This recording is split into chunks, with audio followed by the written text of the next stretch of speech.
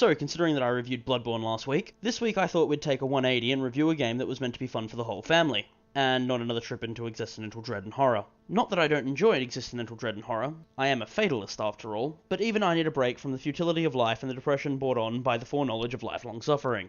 To that end, this week I'm reviewing Overcooked, a bright and bubbly cooking puzzle game for the whole family, as well as a simulation of what a kitchen could well be like if it were designed by Jigsaw from the Saw movies, with project oversight handled by a committee of Hannibal Lecter, Freddy Krueger, and Pennywise. Okay, so maybe we haven't moved as far away from my comfort zone as I may have implied. Anywho, what I'm trying to say, dear viewer, is that these kitchens are a nightmare, and it makes me question both the sanity and will to live of anyone who steps into them. Seriously. Someone get a Hollywood director to play Overcooked, because by the end they'll have at least 24 new ideas for needlessly complicated death traps.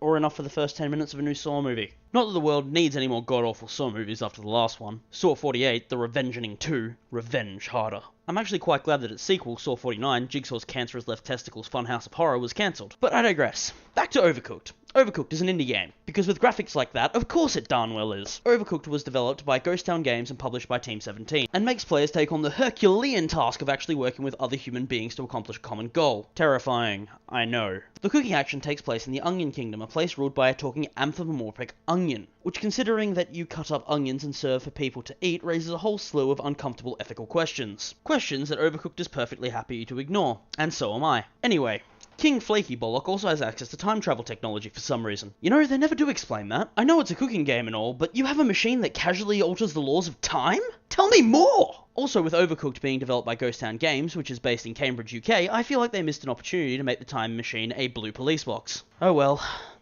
A man can dream.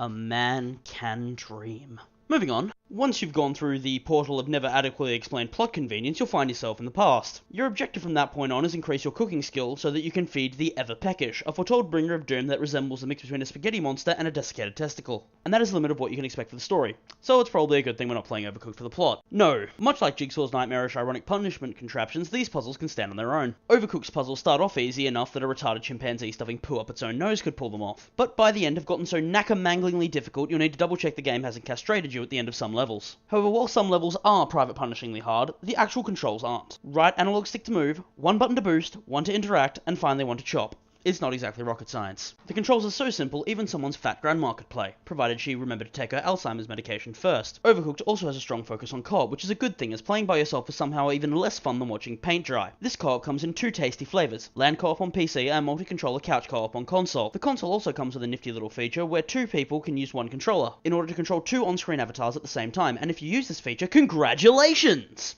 You have rendered the game completely unplayable, though I suppose it is an interesting innovation, in the same way natural disasters have some interesting innovations in the area of population control. The strange thing about Overcooked is there is no online co-op, which in a game where co-op is a central feature is about as weird as an nymphomaniac saying she's really into abstinence. Still, it is nice to have the person who made the screw up in convenient punching distance, so that's a plus. My only real dang-diddly-ang problem with controls is that on occasion the interact button is treated as more like a suggestion than a command, which can be more than a little annoying in a precision puzzler. But yes, that's about all there is to say about Overcooked, a fun little puzzle game to play with friends, or a boredom simulator for those playing alone. For those of you who have seen my Bloodborne review, you may wonder about my lack of explicit language. Well, to tell the truth, while I am a big fan of explicit language, in a game like Overcooked, which is bright, fun, and meant to be enjoyed by the whole family, using it feels like it would be more than a little off, and would bring down the whole dang-diddly-ang tone.